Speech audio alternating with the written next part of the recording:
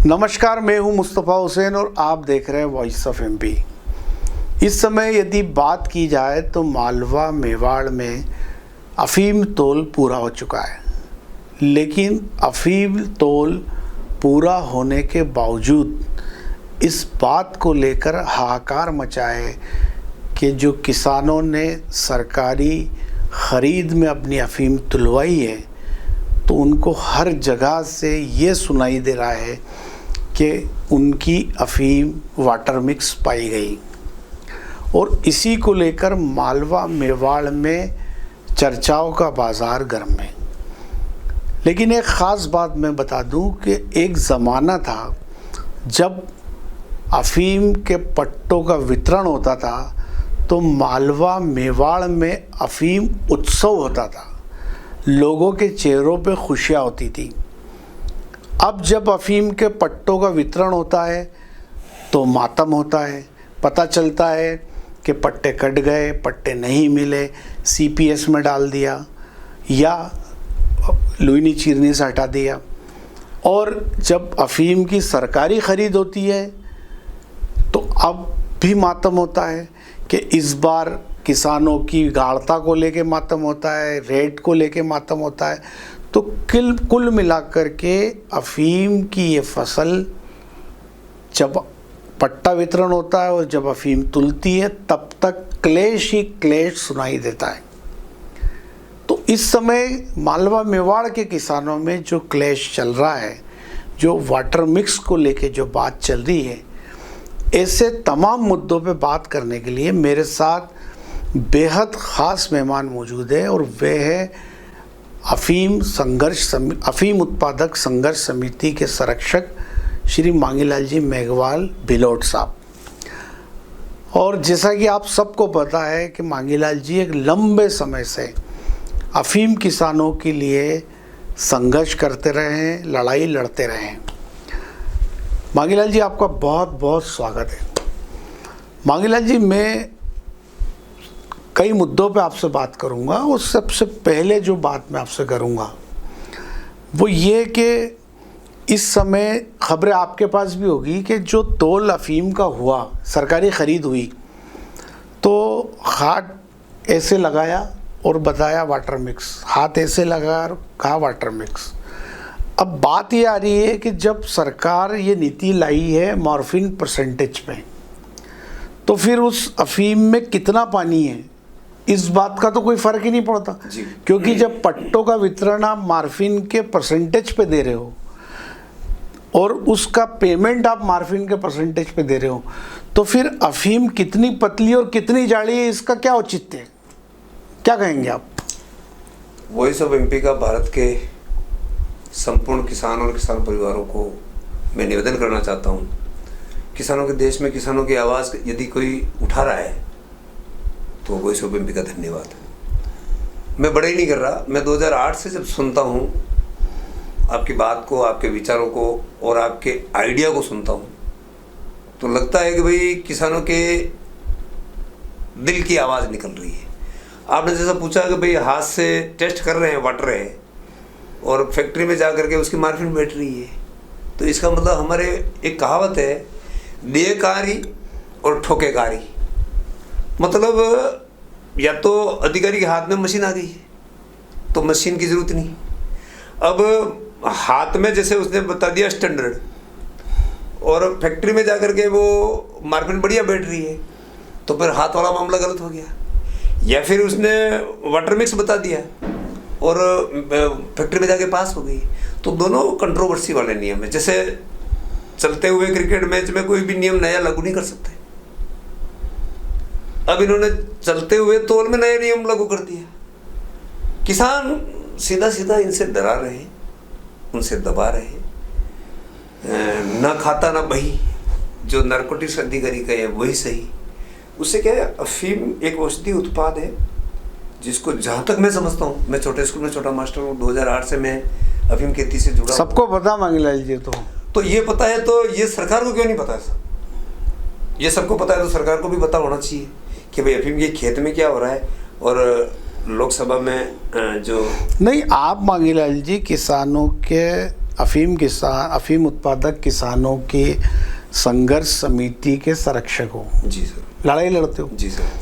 मैं एक साफ बात बोलता हूँ कि जब 6 साल पहले जी सीपीएस लाई गई, जी, तब हमने चीख कर कहा कि ये सीपीएस गलत है, ये भारत में सफल नहीं होगी जी, और इसको बिना ट्रायल के आप ला रहे हो, ये फैसला आपके गले में फंस जाएगा। जी। उस समय यही किसानों ने सीपीएस के पट्टे लिए और उनकी बुआई करी, जबकि होना ये चाहिए था कि उनको बहिष्कार करना था। जी। जबकि केंद्र सरकार के अफसर खुद ये कह रहे थे कि ये सीपीएस लाना मौजू नहीं है अभी। दूसरा, वो ये भी कह रहे थे कि इस सीपीएस से मॉर्फिन निकालने के लिए आप जो प्राइवेट प्लेयर को ला रहे हो, बजाज को ला रहे हो, तो ये देश की सुरक्षा से जुड़ा मामला है, इसको प्राइवेट कंपनी को भी नहीं देना चाहिए। ठीक है।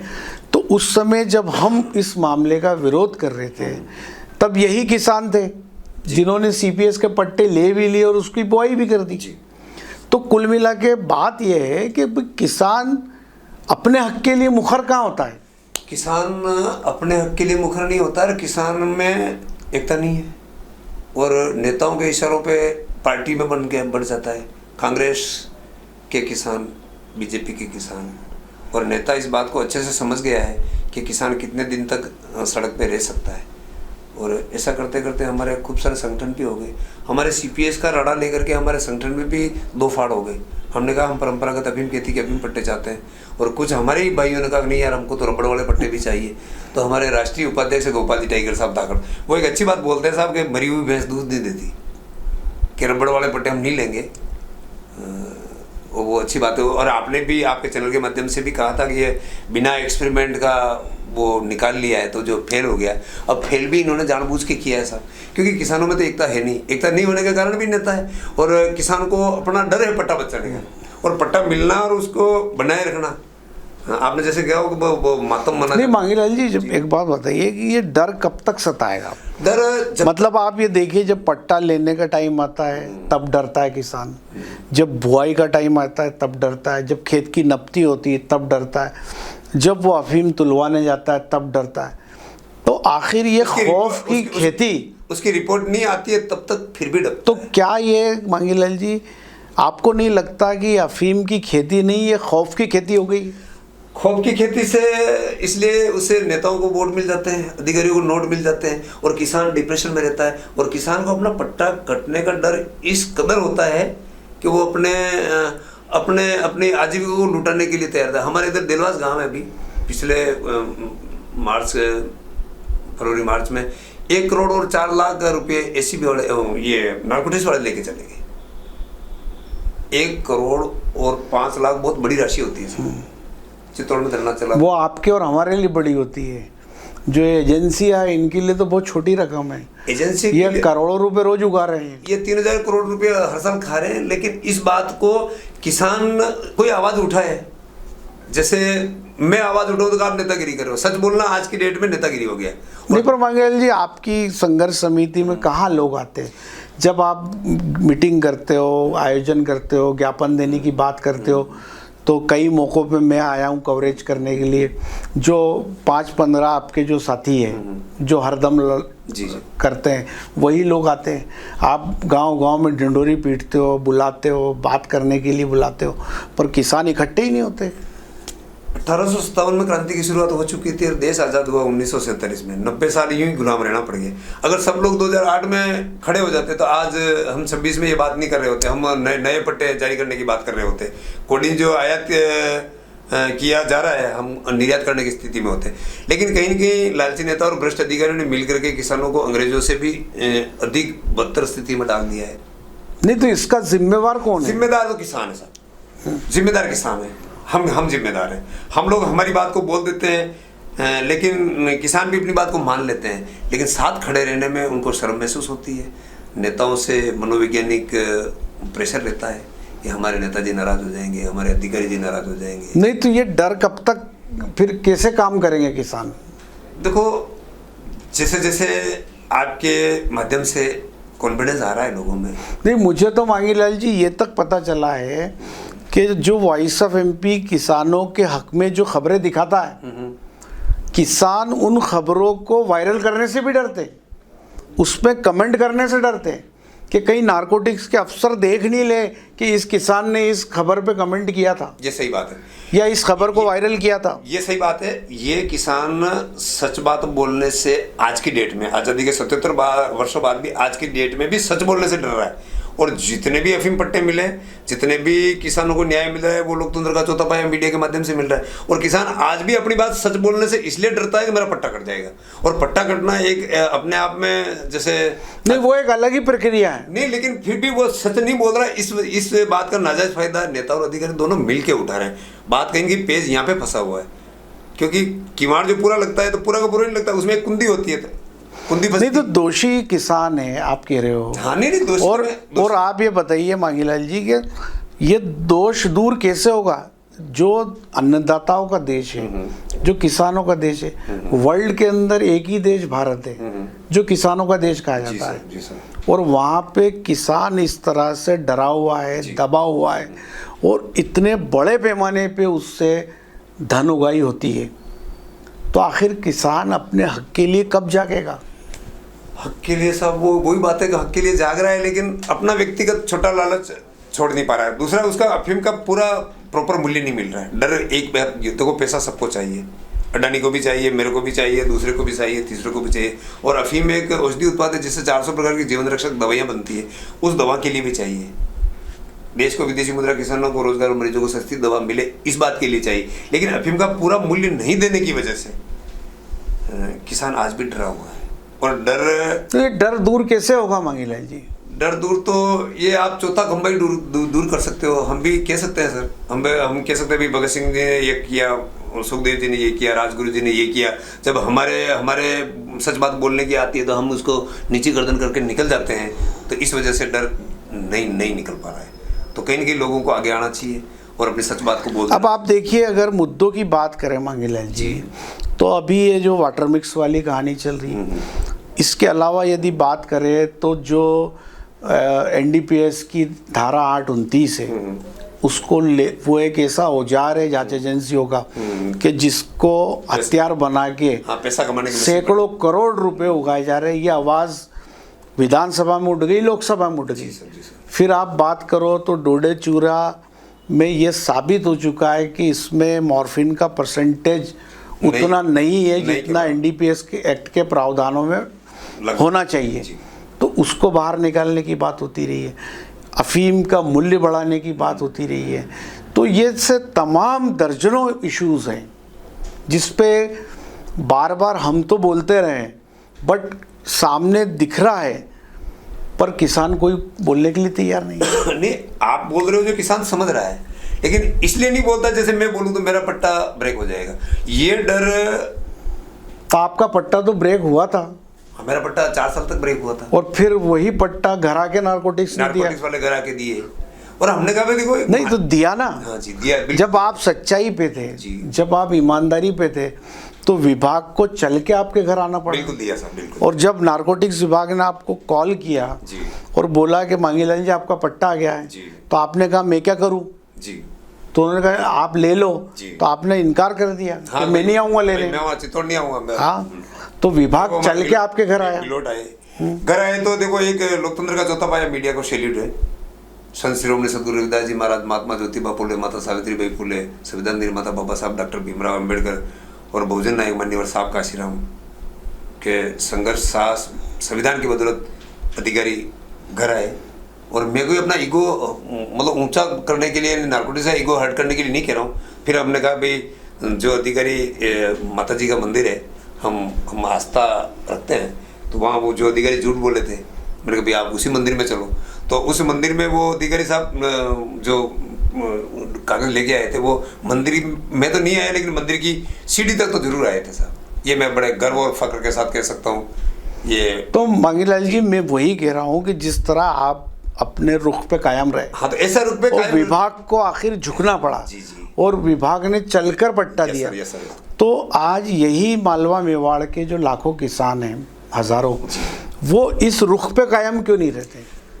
देखो साहब, अभी शेर आ जाए कि यहाँ इसमें ऑफिस में, तो मैं अपने आप को बचाऊंगा, मैं आपको नहीं बचाऊंगा, सीधी बात। मानवीय प्रकृति में डर स्वाभाविक है, लेकिन किसानों को ये डर आपके माध्यम से, वीडियो के माध्यम से निकल रहा है। धीरे धीरे संख्या बढ़ेगी साहब, मुझे पूरा कॉन्फिडेंस है। नहीं तो कब तक आखिर ये अनाचार अत्याचार किसानों पे कब तक होगा? ये जब तक किसान समय में नहीं जागेगा भाई, अपने अपने पेड़ पे पत्थर पड़ने का इंतजार करता रहेगा तो काम चलेगा नहीं। किसी अपने भाई का पेड़, अभी आपके हिसाब से मांगीलाल जी कौन सी ऐसी ज़रूरी चीज़ है अफीम उत्पादन को लेके जिस पे काम किया जाना चाहिए सरकार द्वारा? सरकार द्वारा ये किया जाना चाहिए, एक तो 98 से जितने भी पट्टे हैं सारे बाल किए जाए, और जितने ये रबड़ वाले पट्टे वो बंद किए जाए, रबड़ वाले पट्टे बंद किए जाए, सीपीएस वाले पट्टे बंद किए जाए, अफीम का मूल्य बढ़ाया जाए। क्योंकि अफीम का मूल्य एक ऐसा है, बढ़ जाएगा तो किसान की आर्थिक उन्नति होगी, अफीम का मूल्य बढ़ जाए। और दूसरा ये प्रोसेस जो कलम और कानून सब नारकोटिक्स विभाग के, एक सैंपल लेते हैं, अगर आप में कोई गड़बड़ है तो 2 सैंपल लिए जाए। मेरे मार्फिन नहीं बेटी, मेरे वाटर मिक्स है, मेरी कोई गटिया कुछ भी आ गई तो मेरे को 2 सैंपल ले लिया जाए, एक सैंपल विभाग में रखो लॉकर में, और मेरे जैसे खराब अफीम आई तो उस सैंपल को टेस्ट कर लिया जाए। वो सैंपल भी अगर खराब है तो मैं मान लूँगा।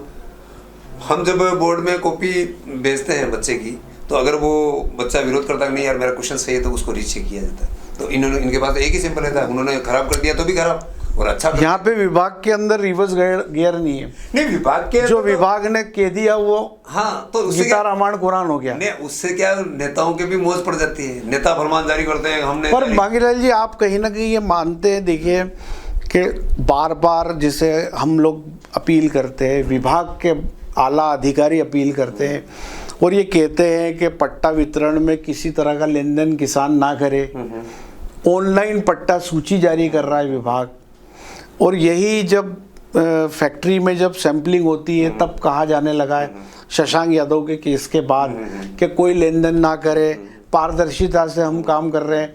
और वहाँ पे भी जो सिस्टम डॉक्टर नरेश बुंदेल ने जो जीएम थे उस समय के, उन्होंने डेवलप किया, तो जब जांच के लिए जो अफीम जाती है तो उसमें जांचकर्ता को ये पता ही नहीं होता कि अफीम कौन से गांव की है और किसकी है, उसके कोडिंग कर दी उस पर।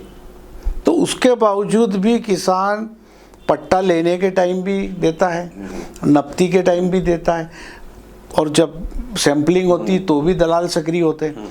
तो इतना बोलने के बावजूद भी किसान क्यों इस तरफ जागता नहीं है, क्यों अलर्ट नहीं हो रहा हो? किसान एक तो शिक्षित नहीं है साहब, दूसरा इन नेताओं ने अधिकारियों ने मिल करके ऐसे ऐसे जो नेताओं के चक्कर काटने वाले लोग, कोई वही अधिकारियों के चक्कर काट देते हैं, वही तो पैसा लेते हैं, और वही अफीम, फिर मैं वापस बात वहीं आ जाएगी साहब। वो वाला सेंटेंस बिल्कुल नहीं बोलेंगे आप। नहीं बोल रहा हूँ, लेकिन एक्चुअल में क्या होता है कि किसान डरा हुआ व्यक्ति कुछ भी कर सकता है। नहीं तो ये डर आखिर आप किसान संघर्ष समिति के संरक्षक हैं, इतने सालों से आप काम कर रहे हैं, तो आखिर कुछ तो तरीका होगा ना डर दूर होने का। डर दूर होने का तरीका तो खुद का डर खुद कम कर सकता है साहब। मैं आपके डर को मैं कम नहीं कर सकता, किसान के अंदर नहीं तो फिर वो डरेगा किसान, तो उस पर ये सब चीज़ें अनाचार अत्याचार होते रहेंगे। हमारे दिलवास गांव में भी 1 करोड़ का वो डर बैठा, तो एक बद्रीलाल जी जाट साहब है, उन्होंने धरना दिया, लीडर है, और 60-70 लाख रुपए वापस भी आए, ऐसा सुना है हमने। तो ये डर धीरे धीरे निकल रहा है। अच्छा एक बात बताइए, नए अफीम नीति में किसान क्या चाहता है? जो नए अफीम नीति में ये चाहता है कि हम बहुत सालों से जबान घिसा चुके हैं, 98 के सारे पट्टे दे दिए जाए, सीपीएस खत्म कर दिया जाए, अफीम का मूल्य 50,000 रुपये प्रति किलोग्राम एक बार किसान को दे दिया जाए, और फिर देश की नीति को किसानों से पूछ के बनाया जाए। ये डर भी निकलेगा, डर भी निकलेगा, और जब तक उसको मतलब आप उसको लोकसभा में वित्त मंत्री के साथ टेबल पे बात करा दोगे तब उनको समझ में आएगा, क्योंकि ये कहते कुछ और करते कुछ है। नहीं, पर आप एक बात बताइए मांगीलाल जी कि ये सारे जो मसले हैं उन मसलों पे बार बार आवाज़ उठाने के बाद भी सुनवाई तो हो ही नहीं पाती ना। वो सुनवाई महज इसीलिए नहीं होती, किसान एक नहीं है, किसान डरा हुआ है। आज सड़कों पे किसान उतर जाए, आज किसान अपनी आवाज़ बुलंद करने लगे। आज आप जब दिल्ली जाते हो, ग्वालियर जाते हो, आपके साथ मुश्किल से 5-8 लोग होते, तो जब तक ये किसान सड़कों पे नहीं आएगा, अपनी आवाज़ बुलंद नहीं करेगा, तो कैसे अफीम नीति में बदलाव होगा? अफीम नीति में बदलाव, मैं तो कह रहा हूँ जो भी थोड़ा बहुत बदलाव हुआ है, आपकी आवाज़ की बदल तो अच्छा, लोग सब समझ रहे हैं, लोग सब समझ रहे हैं, बदलाव चाहते हैं, लेकिन उसके लिए आगे भगत सिंह बनना पड़ता है। भगत सिंह बनने में सबको सोचना पड़ रहा है। किसान जाग रहे हैं। अब मैं समझता हूँ वोट के समय जो वादे करते हैं, और मेरे पास भी पक्का प्रमाण है, प्रधानमंत्री मोदी जी 24/11/2013 को चित्तौड़ की धरती पे आए थे, हम लोग वहाँ धरना दे रहे थे, तो हमारी बात को प्रधानमंत्री मोदी जी जो अभी प्रधानमंत्री हैं उन्होंने बोला था 24/11/2013 डेट है, और मेक इन इंडिया की उसमें आती है, और इससे 400 प्रकार की दवाइयाँ बनती है, कोडिन विदेशों से आयात किया जा रहा है, तो इस आधार पर सबको टैक्स मिलने चाहिए, अफीम का मूल्य बढ़ना चाहिए, और इस बात को किसानों के देश में किसानों को भी सुनना चाहिए। साहब, आपके ऐसे तीखे सवालों से हमको भी लगना चाहिए कि हम क्या बोल रहे हैं, क्या गलत बोल रहे हैं। हम गलत बोल रहे हैं तो अगर सरकार, अगर अफीम से तस्करी हो रही है, सरकार गलत है, तो सरकार को एक लाइन में उसको खत्म कर देना चाहिए। मेरी बात ज्यादा अन्यथा तो नहीं लग रही? नहीं, सही। प्रधानमंत्री मोदी जी अगर ये गलत है, अफीम कहती गलत है, तो एक लाइन में क्रॉस कर दो ना, क्यों बोर्ड के पीछे पड़े हो साहब? कहते हम बोर्ड की परवाह नहीं। अरे तो बोर्ड की परवाह नहीं है, ये परवाह नहीं तो देश की तो परवाह है भाई। अफीम नीति गलत, मैं तो छोटे स्कूल में छोटा मास्टर हूँ, मैं छोटे मोटे बात को समझता भी हूँ, मेरे से भी बुद्धिजीवी और मेरे से अधिक समझदार भी हैं। तो माननीय प्रधानमंत्री मोदी जी अगर ये अफीम पॉलिसी गलत हो रही है, अफीम खेती गलत है, आप खत्म कर दो। लेकिन आप इसको खत्म भी नहीं करना चाहते और अपनी रोटी सेकना चाहते हो नेताओं के माध्यम से। तो ये धोखा सरकार में बैठे और विपक्ष में बैठे लोग कर रहे हैं, किसान नहीं कर रहा है। और किसान तो डर का मारा डरा हुआ है। साहब, हम लोग, हमारे माँ बाप ने लाल जवाहर, पर कुल मिला के मांगीलाल जी मुद्दा घूम के वहीं आता है कि यदि किसान जागरूक होगा तो उसकी हर समस्या का निदान चलकर उसके दरवाजे पे आएगा, जिस तरह से आपका कटा हुआ अफीम का पट्टा चलकर आपके घर आया। तो ये थी बातचीत हमारे ख़ास मेहमान मांगीलाल जी भिलोट के साथ, और जिसमें ये बात निकल के आई कि जितनी भी अफीम उत्पादक किसानों की समस्याएं हैं, उस समस्याओं का निदान पूरे तरीके से तब तक नहीं संभव है जब तक किसान जागरूक नहीं होगा, जब तक किसान एक नहीं होगा, जब तक किसान अपने हक के लिए लड़ना नहीं सीखेगा। और जैसा कि मैं हमेशा अपने किसान भाइयों से आग्रह करता हूँ कि यदि आप आंदोलन नहीं कर सकते हैं, आप सड़कों पे नहीं आ सकते हैं, आप ज्ञापन नहीं दे सकते हैं, तो कम से कम आप इतना कीजिए कि जो वॉइस ऑफ एमपी आपके हक़ में आवाज़ उठाता है उसकी ख़बरों को आप वायरल कीजिए, उस पर अपनी कमेंट लिखिए, अपनी बात लिखिए। और किसानों की जो नई पीढ़ी है उसको इसके लिए आगे आना पड़ेगा, किसानों की हक़ की आवाज़ बनना पड़ेगा।